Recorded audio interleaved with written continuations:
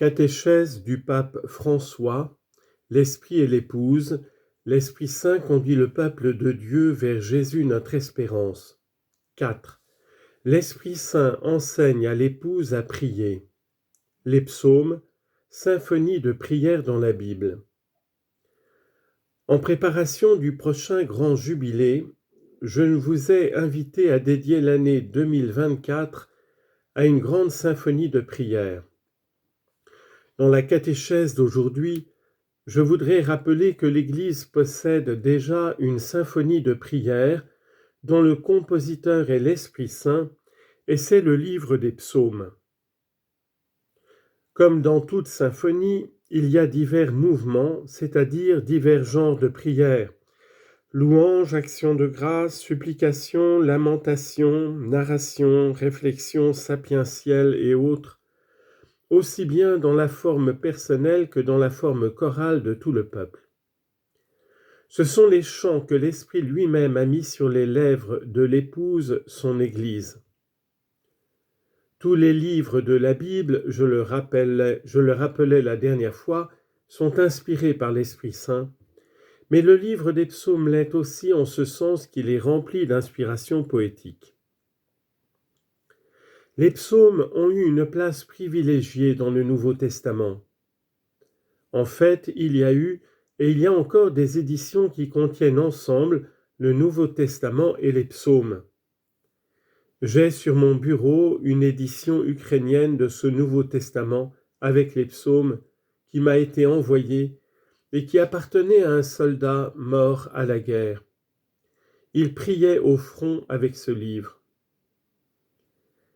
Les chrétiens, et encore moins l'homme moderne, ne peuvent pas reprendre et s'approprier tous les psaumes, ni tout dans chaque psaume. Ils reflètent parfois une situation historique et une mentalité religieuse qui ne sont plus les nôtres. Cela ne signifie pas qu'ils ne sont pas inspirés, mais qu'à certains égards, ils sont liés à une époque et à un stade provisoire de la révélation, comme c'est aussi le cas pour une grande partie de la législation ancienne. Ce qui justifie le plus notre accueil des psaumes, c'est qu'ils ont été la prière même de Jésus, de Marie, des apôtres et de toutes les générations chrétiennes qui nous ont précédés. Lorsque nous les récitons, Dieu les entend dans la grandiose orchestration qu'est la communion des saints. Jésus, selon la lettre aux Hébreux, entre dans le monde avec dans le cœur un verset de psaume « Me voici, je suis venu, mon Dieu, pour faire ta volonté ». Hébreux 10, 7 et psaume 40, verset 9. Et il quitte le monde selon l'évangile de Luc avec un autre verset sur les lèvres « Père, entre tes mains, je remets mon esprit ». Luc 23, 46 et psaume 31, verset 6.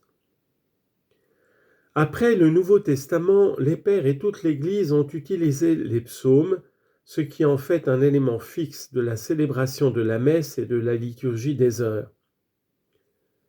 Toute l'Écriture sainte respire la bonté de Dieu, dit saint Ambroise, mais en particulier le doux livre des psaumes. Je me demande, priez-vous parfois avec les psaumes ? Prenez la Bible ou le Nouveau Testament et priez un psaume. Par exemple, quand vous êtes un peu triste parce que vous avez péché, priez-vous le psaume 50 ? Il y a tant de psaumes qui nous aident à avancer. Prenez l'habitude de prier les psaumes, je vous assure que vous serez heureux à la fin. Mais nous ne pouvons pas nous contenter seulement de vivre de l'héritage du passé. Il nous faut faire des psaumes notre prière. Il a été écrit que dans un certain sens, nous devons devenir nous-mêmes auteurs des psaumes, les faisant nôtres et en priant avec.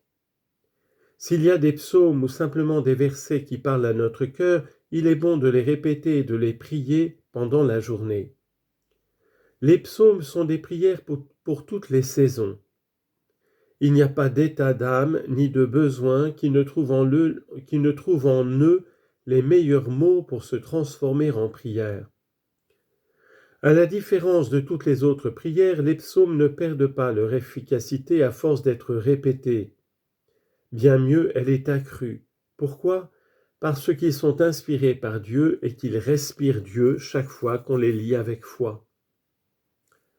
Si nous nous sentons accablés par le remords et la culpabilité, car nous sommes pécheurs, nous pouvons répéter avec David « Pitié pour moi, mon Dieu, dans ton amour selon ta grande miséricorde » Psaume 50. Si nous voulons exprimer un lien personnel fort avec Dieu, disons « Dieu, tu es mon Dieu, je te cherche dès l'aube, mon âme a soif de toi, après toi languit ma chair, terre aride, altérée sans eau » Psaume 62. Ce n'est pas pour rien que la liturgie a inclus ce psaume dans les laudes des dimanches et des solennités. Et si la peur et l'angoisse nous assaillent, ces merveilleuses paroles du psaume 22 viennent à notre secours. Le Seigneur est mon berger. Si je traverse les ravins de la mort, je ne crains aucun mal. Psaume 22. Les psaumes nous consentent de ne pas appauvrir notre prière en la réduisant uniquement à des demandes, à un continuel « donne-moi, donne-moi ». Apprenons de la prière du Notre Père qui, avant de demander le pain quotidien, dit « Que ton nom soit sanctifié, que ton règne vienne, que ta volonté soit faite ». Les psaumes nous aident à nous ouvrir à une prière moins centrée sur nous-mêmes, une prière de louange, de bénédiction, d'action de grâce.